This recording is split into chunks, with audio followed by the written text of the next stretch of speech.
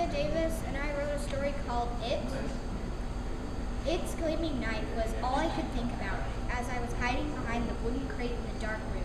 Its knife, its sneer. It was all I could think about. That's how I connected the dots. It and the dead people's past, presents, and futures have been and will be intertwined. The shadow fell across the crate.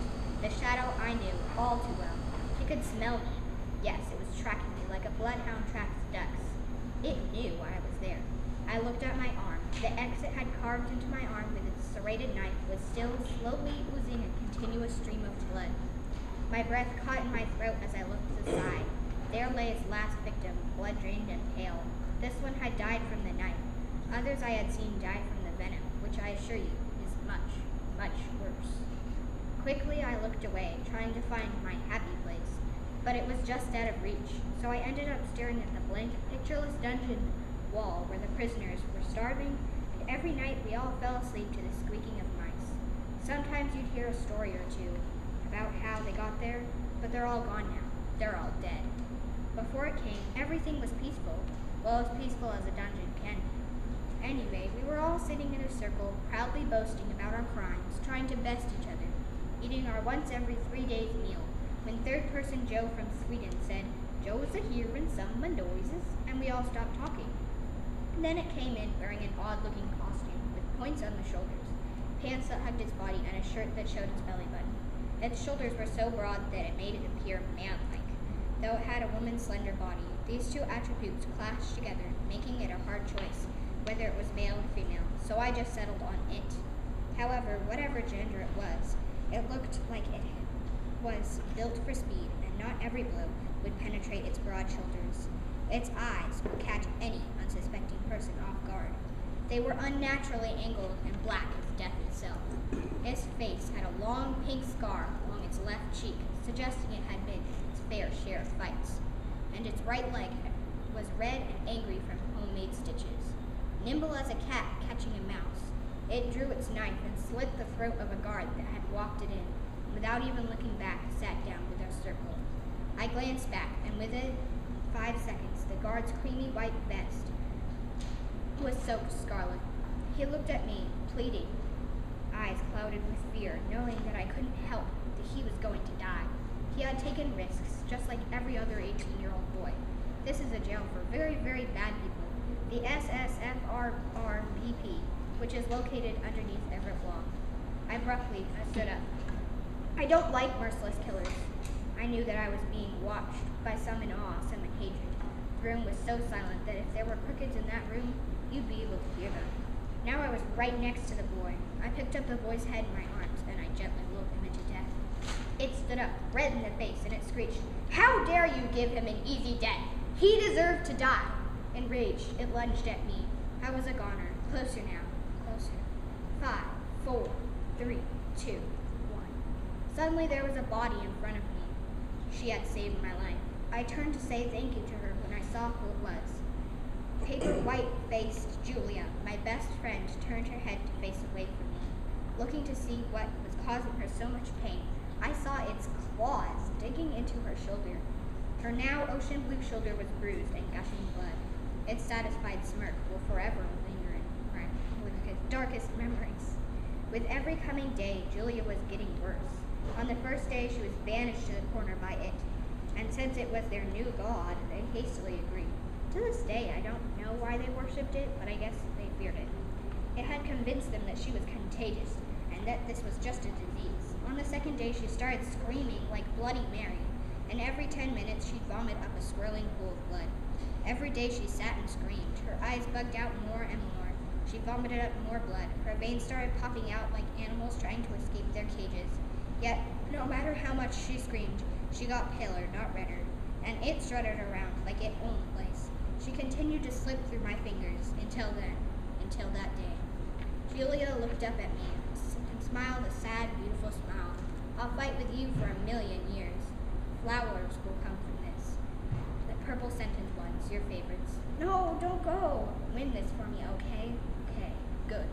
And just like that, she left. Her hourglass had run out of sand to push through. Shakily, I closed her beautiful dark brown eyes, laid her glistening light brown hair over her delicate shoulders. My hand caressed the dagger she had made with me so long ago.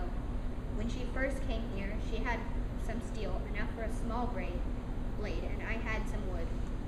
That's how we became best friends. Now I sit looking at the product of our hard work, the shining blade, flower vine spiraling to the top of it, the ebony handhold, shiny and polished. Around it was a piece of paper I saw her writing on a few days ago. It said, "I believe in you." Teardrops fell like rain on the note.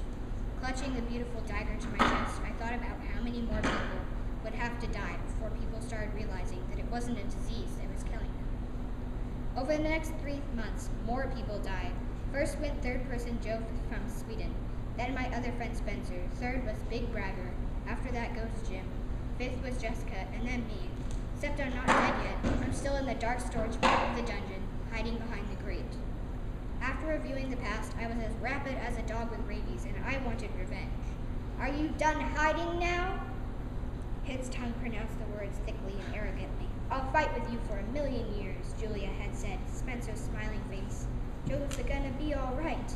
All of their faces, all those words! "You beast!" It easily dodged all of the attacks I threw at it.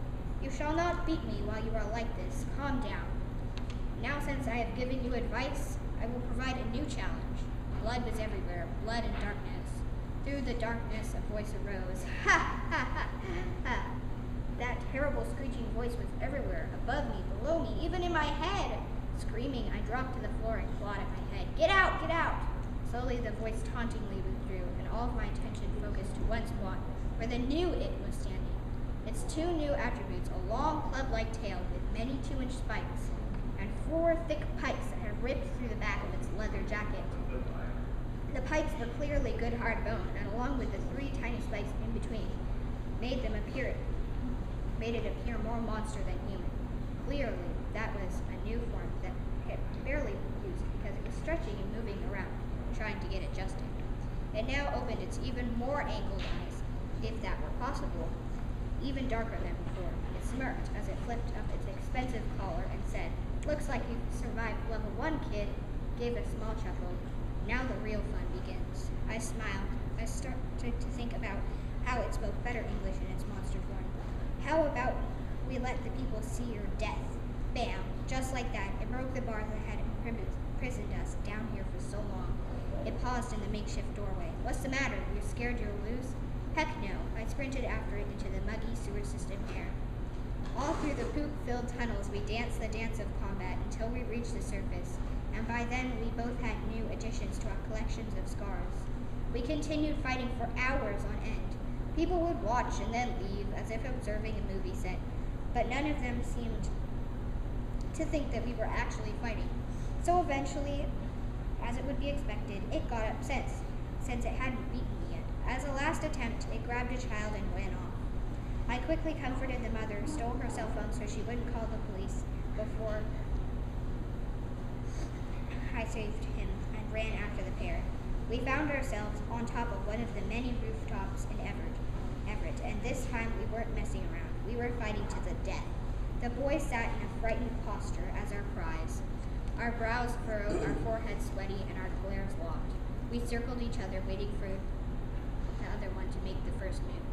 It, of course, lunged first, so I protected myself by lashing out with the dagger.